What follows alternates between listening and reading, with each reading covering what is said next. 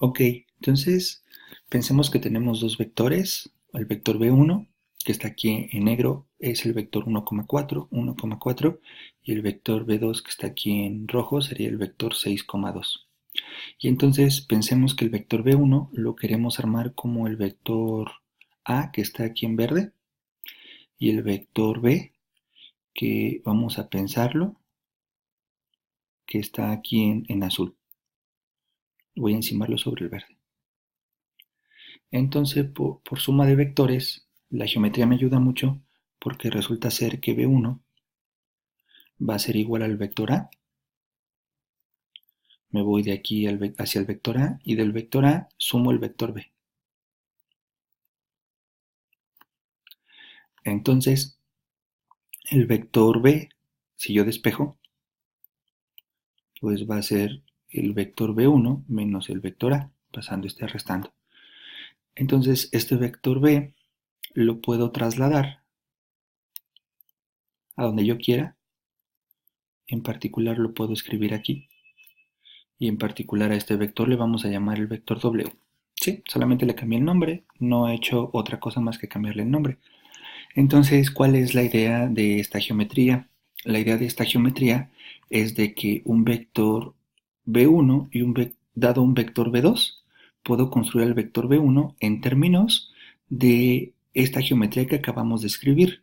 Lo interesante de esta geometría es que el vector A está sobre la misma línea que el vector B2 y el vector B es perpendicular al vector A. Entonces, esta idea nos va a ayudar a abordar eh, lo que queremos explicar aquí acerca de proyecciones. Mm, es importante tener en cuenta que este vector B, que está aquí, lo podemos obtener como la resta del vector B1 menos el vector A. Entonces se sabe que el vector que tenemos aquí en verde se puede calcular y se le da un nombre. Se puede calcular con esta cuenta y se le da el siguiente nombre. Entonces a este vector que está aquí en verde le llamaremos la proyección de B1 sobre B2, que precisamente es como si fuera su sombra, ¿no? Podría interpretarse como qué tanto aporta el B2 para armar al B1. Y el cálculo de este vector es el que se muestra aquí en verde. Entonces, ¿cuál es la idea del cálculo? La idea es lo siguiente: si al B2 lo hago más pequeño, pues entonces tendría el B2, que es el vector rojo, lo hago más pequeño, pues va a coincidir con el vector en verde. Entonces la idea de calcular el vector en verde sería tomar al vector B2 y hacerlo más pequeño, es decir, escalarlo. Entonces hay que multiplicarlo por un número adecuado, y ese número adecuado está dada por la cuenta B1 producto punto B2 entre el tamaño de B2 al cuadrado. Esto es un número. Entonces ese número nos va a dar la cantidad adecuada para escalar al B2 y calcular al vector que está en verde. Ok, entonces, de acuerdo a lo que hemos dicho al principio, lo que queremos abordar es la ortogonalidad mediante proyecciones. Es decir, lo que yo quisiera conocer es cómo puedo armar al vector B1 en términos del vector B2 y de algo que sea ortogonal a B2, es decir, que tenga, en este caso puedo verlo, que tenga 90 grados respecto a la proyección. Por lo que hemos dicho al principio, tenemos lo siguiente: el vector W va a ser igual al vector B1, al vector en negro, menos su proyección. Recordemos que habíamos dicho que este vector W lo habíamos trasladado. Este vector W era este que estaba aquí perpendicular y lo movimos. Entonces, en términos de operaciones, pues lo único que tendría que empezar a plantear sería encontrar el vector W. Entonces el vector W va a ser igual al vector B1 menos su proyección. Entonces observemos lo siguiente: la proyección, tengo un término específico para la proyección. Entonces, si yo quiero hacer esta cuenta para calcular al vector W, que va a ser ortogonal al vector en verde, la que es la proyección, pues lo que tengo que hacer es los siguientes cálculos. Tomo el vector B1, que sería el 1,4, y le tengo que restar la proyección de B1 sobre B2. Pero la proyección es B2, que sería 6,2, por un escalar específico. El escalar se calcula de acuerdo a esta fórmula. Entonces observamos que B1 producto punto B2 es 14, 1 por 6 más 4 por 2. Y la norma de B2 pues es 6 al cuadrado más 2 al cuadrado raíz cuadrada. Por lo tanto, si sustituyo estos valores para calcular este número, sería el producto punto nos da 14, el tamaño al cuadrado, el tamaño nos dio raíz de 40, al cuadrado sería 40. Entonces multiplicamos este número por la primera componente y este número por la segunda componente.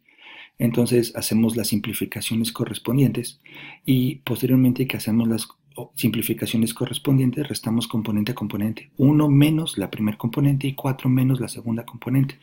Entonces cuando hacemos esa resta nos queda que el vector W es menos 11 entre 10 y 33 entre 10.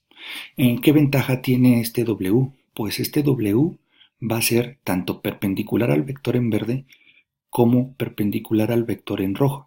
Si hacemos el producto punto de W con el B2, observamos que es primer componente por primer componente de B2 que es 6 y primer componente de W y segunda componente de W por segunda componente de B que es 2.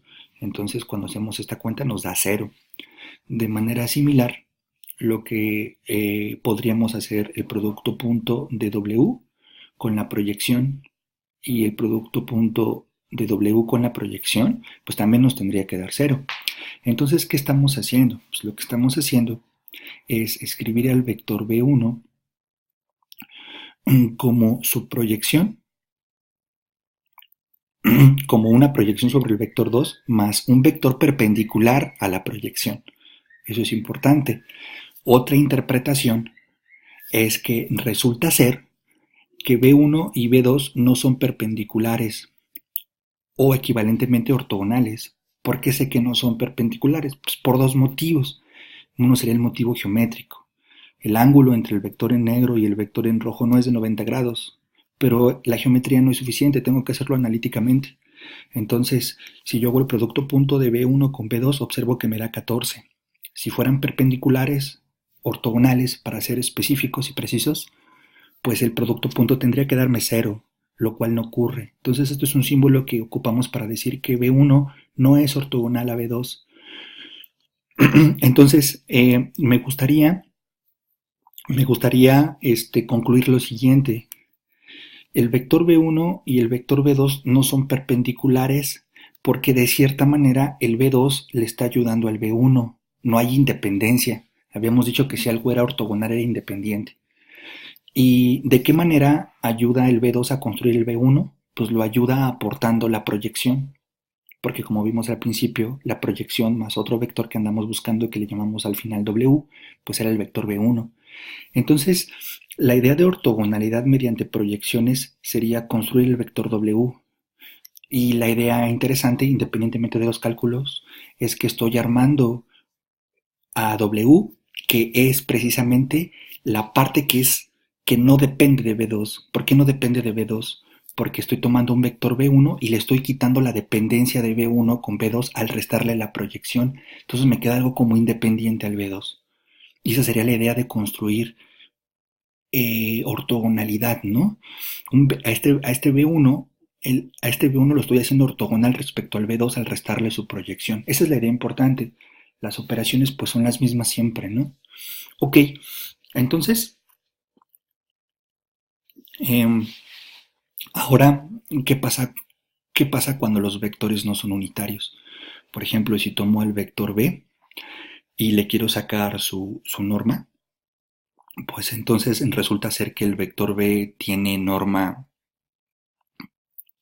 igual a la primera componente al cuadrado más la segunda componente al cuadrado. Eso nos daría 8. Entonces la norma no es 1, es 8. Entonces me gustaría encontrar un vector que estuviera en la misma línea que el vector original, pero que su tamaño fuera 1. Y a eso le llamamos el vector unitario asociado a B. Y el vector unitario asociado a B se calcula de la siguiente manera. Entonces, de la geometría observamos que b tiene tamaño raíz de 8, que eso es mayor que 1. Entonces la idea sería multiplicar a b por un escalar correcto para hacerlo más pequeño en este caso, para que su longitud sea de tamaño 1. Entonces el escalar adecuado siempre es el número que resulta de dividir 1 entre el tamaño de b. Entonces, si yo a b le calculo su vector unitario, pues sería, tomo 1, lo divido entre su norma, eso era raíz de 8, entonces multiplico este escalar por cada componente. Y eso me quedaría 2 entre raíz de 8 y 2 entre raíz de 8. O equivalentemente, si no me quiero aprender esta definición, una manera más fácil de ver es que el vector unitario de un vector b es tomar las componentes de b y dividir cada componente entre la norma. Eso es al final lo que estamos haciendo. Entonces, ¿cómo hago un vector unitario? Tomo sus componentes y cada componente la divido entre la norma. Y por último verificamos que precisamente este vector nuevo, que es un escalamiento del vector original, pues tiene tamaño 1. Sería primer componente al cuadrado, sería 4 entre 8. Segunda componente al cuadrado, 4 entre 8, eso nos da 8 entre 8, eso es 1, raíz de 1 es 1. Entonces en el siguiente video vamos a tratar de explotar estas ideas.